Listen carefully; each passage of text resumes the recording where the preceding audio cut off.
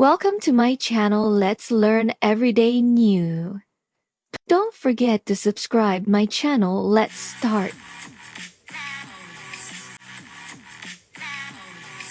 तो सीटीटी फरवरी 2026 की तैयारी चल रही है?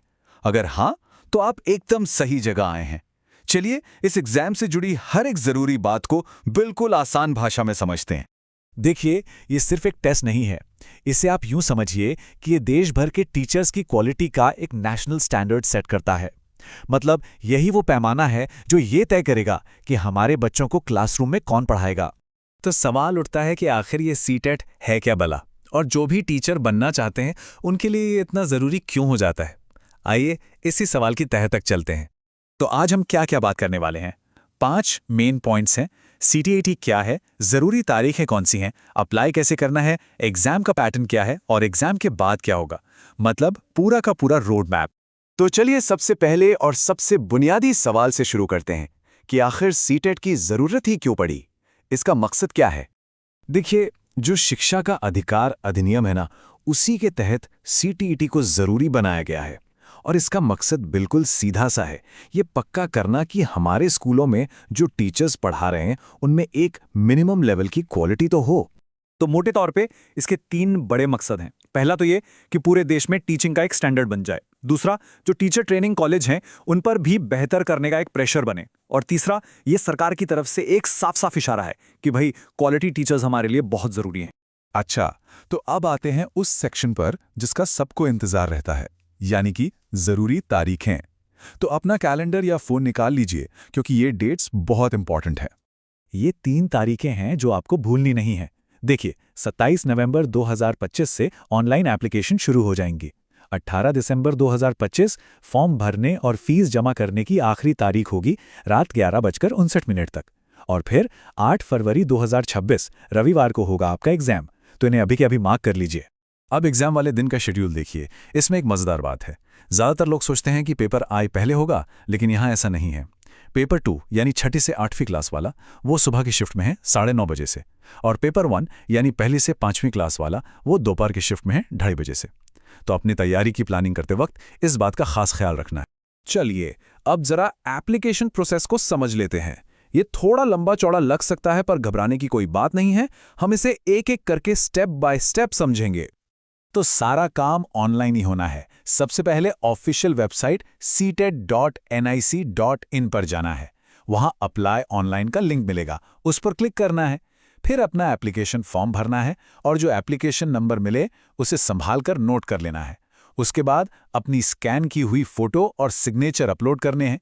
फिर ऑनलाइन फीस पे करनी है और सबसे आखिर में जो कंफर्मेशन पेज आएगा उसका प्रिंट आउट लेना बिल्कुल मत भूलिएगा। अब बात आती है फीस की। यहाँ टेबल में सब साफ साफ दिया है। जनरल या ओबीसी कैटेगरी के लिए एक पेपर की फीस 1000 रुपए और दोनों की 1200 रुपए हैं। वहीं एससी, एसटी या दिव्यांग कैंडिडेट्स के लिए एक पेपर की फीस 500 और दोनों की 600 रुपए है। अच्छा, फॉर्म भरने बैठने से पहले कुछ चीजें तैयार रखिएगा। क्या क्या?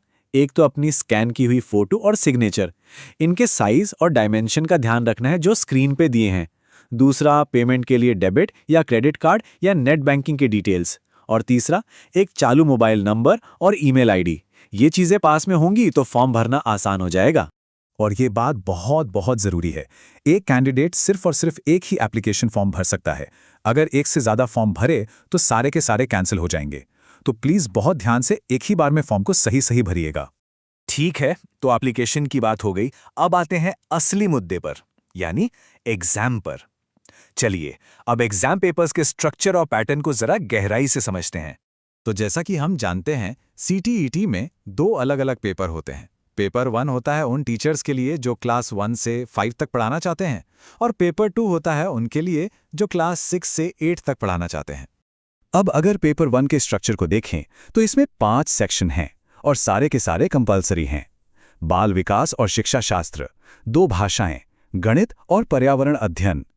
हर सेक्शन से 30-30 सवाल आएंगे, मतलब कुल 150 सवाल 150 नंबर के लिए। हर सवाल 1 नंबर का। पेपर 2 का स्ट्रक्चर भी काफी मिलता जुलता है। पहले 3 सेक्शन तो वही हैं, बाल विकास, भाषा 1 और भाषा 2। लेकिन जो चौथा सेक्शन है वहाँ पर एक चॉइस है।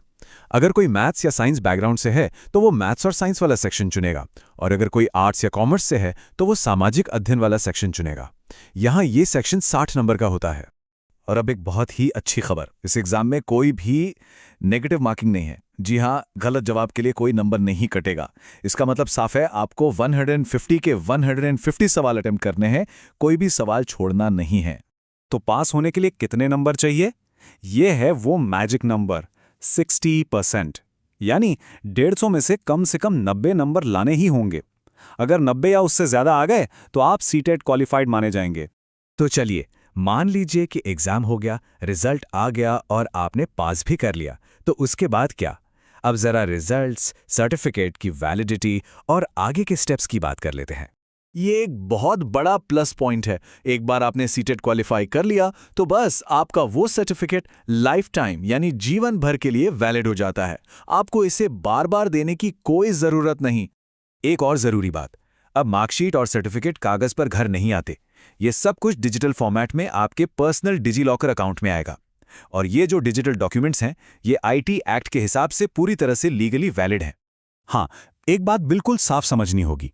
सीटेट पास करने का मतलब ये नहीं है कि आपको नौकरी मिल गई। नहीं, इसका मतलब है कि अब आप टीचर की नौकरी के लिए अप्लाई करने के लिए एलिजिबल यानी पात्र हो गए हैं। ये नौकरी पाने की कई शर्तों में से सिर्फ एक शर्त है। तो आखिर में एक बड़ा सवाल बचता है, टीचिंग के लिए एक नेशनल बेंचमार्क के तौर पर ये सीटेट हमें भारत में एजुकेशन के भविष्य के बारे में क्या संकेत देता है? यह सोचने वाली बात है कि इस तरह के जो स्टैंडर्डाइज्ड टेस्ट हैं, वो हमारी आने वाली पीढ़ी के एजुकेटर्स को किस तरह से आकार दे रहे हैं। Like, share, and subscribe.